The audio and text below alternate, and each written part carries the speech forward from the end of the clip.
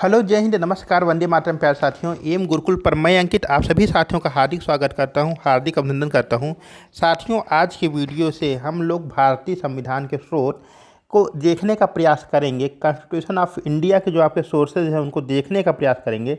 तो आइए देर ना करते हुए हम लोग अपनी आज की वीडियो का शुभारंभ करें। देखिए, जो आपका भारतीय संविधान है इसमें क्या है, कुछ आंतरिक आपके सिद्धांत और कुछ बाह्य सिद्धांत को आपको लागू किया गया है। दूसरे देशों के संविधान को ग्रहण किया गया है, उनका मिला जुला आपका प्रभाव देखने को मिलता है।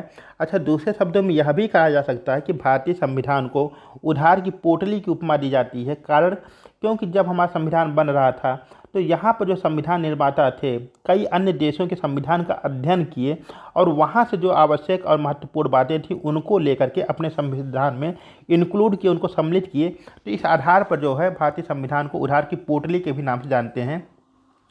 तो भारतीय संविधान एक स्रोत एक नज़र में यहाँ पे आपका भारत का संविधान बना हुआ है। यह सदा इसकी इज्जत करनी चाहिए, इसका आदर करना चाहिए, इसका सम्मान करना चाहिए। चलिए चलते हैं हमने आज की वीडियो पर। और कह रहा है कि भारत शासन अधिनियम 1935। देखिए, भारत शासन अधिनियम 1935 जो आपका है भारतीय संविधान में इसका सर्वाधिक प्रभाव देखने को मिलता है। सर्वाधिक प्रभाव किसका देखने को मिलता है? तो भारत शासन अधिनियम 1935 का देखने को मिलता है। ठीक है, देखिए इसमें क्या लिखा हुआ है, संघीय तंत्र राज्यपाल का कार्यालय लोक सेवा आयोग आईपीएस आईएएस लेवल का जो है उसका सेवा आयोग आपातकालीन उपबंध व प्रशासनिक विवरण कहाँ पर आपका दिया है?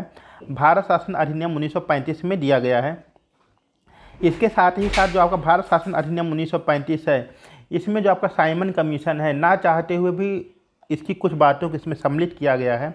चलते हैं ब्रिटेन के संविधान पर। तो ब्रिटेन के संविधान से हम लोगों ने क्या क्या ग्रहण किया है, आइए इसको देखते हैं। संसदीय शासन, ठीक है, विधि का शासन, ठीक है, विधायी प्रक्रिया, एकल नागरिकता, वेरी वेरी मोस्ट इंपॉर्टेंट और कई बार आपके एग्जाम में आया हुआ क्वेश्चन है कि भैया एकल नागरिकता का प्रावधान कहाँ से लिया गया है? किसका एकल नागरिकता का प्रावधान कहाँ से लिया गया है? तो वह आपका लिया गया है कहाँ से? ब्रिटेन से। कहाँ से लिया गया है? ब्रिटेन से लिया गया है एकल नागरिकता का प्रावधान। ठीक है, इंपॉर्टेंट है आपके लिए। दूसरी बात क्या इसमें हो जाएगी कि मंत्रिमंडल प्रणाली, परमाधिकार लेख, संसदीय विशेषाधिकार, द्विसदनात्मकवाद। इसका क्या मतलब? द्विसदनवाद का मतलब क्या है? जो आपके यहाँ लोकसभा और राज्यसभा देखने को मिलती है यही आपका द्विसदनवाद कहलाता है। तो राज्यसभा और लोकसभा की व्यवस्था कहाँ से ली गई है? ब्रिटेन के संविधान से ली गई है। बहुत बढ़िया। आगे चलते हैं, आगे क्या कह रहा है?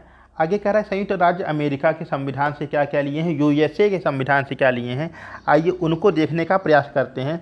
तो उसमें से मूल अधिकार लिए गए हैं, ठीक है, न्यायपालिका की स्वतंत्रता लिया गया है, न्यायिक पुनरावलोकन, उपराष्ट्रपति का पद, वाइस प्रेसिडेंट का पद, उच्चतम न्यायालय, सुप्रीम कोर्ट की व्यवस्था और राष्ट्रपति पर महाभियोग। ठीक है। अच्छा, राष्ट्रपति को अगर हटाना है तो उनके ऊपर क्या है कि महाभियोग की प्रक्रिया लगा करके उनको हटाया जा सकता है। तो राष्ट्रपति पर महाभियोग की कहाँ से लिया गया है? तो यह आपके यूएसए के संविधान से लिया गया है। इसके साथ ही साथ उच्च न्यायालय के न्यायाधीशों को पद से हटाना, अगर आपको हाई कोर्ट के कहाँ के अगर आपको हाई कोर्ट के न्यायाधीशों को उनके पद से हटाना है, कहाँ से हटाना है? उनके पद से हटाना है। क्या हो गया? तो वहाँ भी क्या होगा, आप जो है ये व्यवस्था कहाँ से ली गई है? तो यह आपके संयुक्त राज्य अमेरिका से ली गई है। बहुत बढ़िया, आगे चलते हैं। आगे क्या कह रहा है कि आयरलैंड का संविधान। अच्छा, आयरलैंड के संविधान से क्या क्या लिया गया है, क्या बातें ली गई हैं आयरलैंड के संविधान से? तो देखने को मिलेंगी। तो आयरलैंड के संविधान से जो आपका लिया गया है वह लिया गया है राज्य के नीति निर्देशक सिद्धांत। ठीक है, डीपीएसपी आप लोग सुने होंगे ना, डीपीएसपी क्या चीज़? डीपीएसपी। डीपीएसपी आपका कहाँ से लिया गया है? तो यह आपका राज्य के आयरलैंड के संविधान से लिया गया है, राज्य के नीति निर्देशक सिद्धांत जिसको हम लोग कहते हैं। और यह भी बहुत ही आपका इंपॉर्टेंट है, कई बार यह भी आपका पेपर में पूछा गया है। अच्छा, डीपीएसपी क्या है कि आप लोग देखेंगे जब राज्य के नीति निर्देशक सिद्धांत को जब आप लोग पढ़ेंगे तो उसमें लिखा होगा कि राज्य ऐसा करेगा, राज्य ये व्यवस्था करेगा, ढेर सारी बातें उसमें लिखी गई हैं। यह भी आपका वाद्य योग्य नहीं है। इसमें अगर राज्य इसको लागू नहीं करता तो आप इसके खिलाफ कोर्ट में जा करके अभियोग नहीं दायर कर सकते हैं। यह आपका जो है वाद्य से मुक्त है। ठीक है, राष्ट्राध्यक्ष का निर्वाचन पद्धति, यानी जो आपके राष्ट्रपति हैं उनके निर्वाचन की क्या पद्धति होगी, यह भी आपके आयरलैंड के संविधान से लिया गया है। इसके साथ ही साथ राज्यसभा के लिए सदस्यों का नामांकन की जो व्यवस्था है यह भी आपके आयरलैंड से ली गई है। आगे चलते हैं। कनाडा के संविधान से क्या लिया गया है वो देखिए, सशक्त केंद्र के साथ संघीय व्यवस्था, अवशिष्ट शक्तियों का केंद्र में निहित होना और केंद्र द्वारा राज्य के राज्यपालों की नियुक्ति करना, उच्चतम न्यायालय का परामर्शी न्यायालय निर्णय, ठीक है। कनाडा के संविधान से सशक्त केंद्र के साथ संघीय व्यवस्था, अवशिष्ट शक्तियों का केंद्र में निहित होना, केंद्र द्वारा राज्य के राज्यपालों की नियुक्ति करना, ये आपका इंपॉर्टेंट, इसको आप लोग याद कर लीजिएगा। कौन सा? केंद्र के द्वारा राज्य के राज्यपालों की नियुक्ति, ठीक है। यह जो है आपका वेरी वेरी मोस्ट इम्पॉर्टेंट है। आगे चलते हैं, जर्मनी का संविधान, ठीक है। आपातकाल में मूल अधिकारों को समाप्त होना, ठीक है। क्या होना चाहिए यहाँ पर? प्रभाव समाप्त होना इनका। तो आपातकाल अगर आपके यहाँ लग गया तो जो आपके मूल अधिकार हैं उसमें आपके आर्टिकल 20 और आर्टिकल 20 और आर्टिकल 21 को छोड़ करके बाकी आपके जो मूल अधिकार हैं ये स्वतः ही समाप्त हो जाते हैं।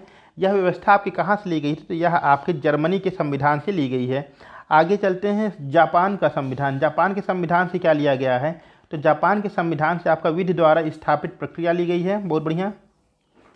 आगे चलते हैं, ऑस्ट्रेलिया के संविधान। ऑस्ट्रेलिया के संविधान से क्या लिया गया है? तो समवर्ती सूची, ठीक है, व्यापार, वाणिज्य समागम की स्वतंत्रता, संसद के दोनों सदनों की संयुक्त बैठक, यानी कि आपकी जो लोकसभा है, किसकी लोकसभा है और आपकी राज्यसभा है, जो इनकी संयुक्त बैठक होती है, किसकी? जो इनकी संयुक्त बैठक होनी है लोकसभा की और राज्यसभा की, आर्टिकल नंबर 108 के तहत, किसके तहत? आर्टिकल आपका 108 यानी 108 के तहत क्या व्यवस्था दी गई है कि संयुक्त बैठक का प्रावधान है, लोकसभा और राज्यसभा का संयुक्त बैठक का प्रावधान किया गया है इस आर्टिकल में। तो यह आपके संयुक्त बैठक का प्रावधान कहाँ से लिया गया है? तो यह भी आपके ऑस्ट्रेलिया के संविधान से लिया गया है। अच्छा, फ्रांस के संविधान से क्या लिया गया है? तो फ्रांस के संविधान से गणतंत्रात्मक और प्रस्तावना में स्वतंत्रता, समता और बंधुत्व का आदर्श कहाँ से लिया गया है? यह आपका फ्रांस के संविधान से लिया गया है।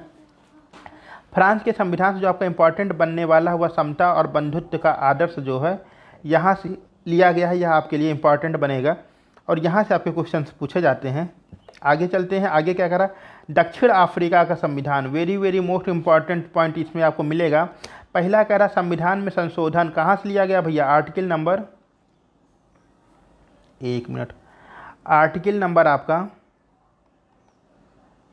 368 आर्टिकल नंबर 368 में आपका कहा गया है कि संविधान में संशोधन की व्यवस्था दी गई है और यह आपका कहाँ से लिया गया है? तो यह आपका अफ्रीका के संविधान से लिया गया है, दक्षिण अफ्रीका के संविधान से लिया गया है। यह आपका very very most important point है, ठीक है। इसके साथ ही साथ कह रहा राज्यसभा में सदस्यों के निर्वाचन की जो पद्धति है इसका भी वर्णन कहाँ से लिया गया है, व्यवस्था कहाँ से ली गई है? तो यह आपके दक्षिण अफ्रीका से लिया गया है। आगे का चलते हैं, सोवियत संघ का संविधान यानी आपका रूस के संविधान से क्या लिया गया है? तो यह भी very very most important point यहाँ पर आपका मिलेगा। जो आपका मूल कर्तव्य, क्या मूल कर्तव्य, कई बार आपके एग्जाम में पूछा गया है, इसको आप लोग इधर रट लीजिएगा।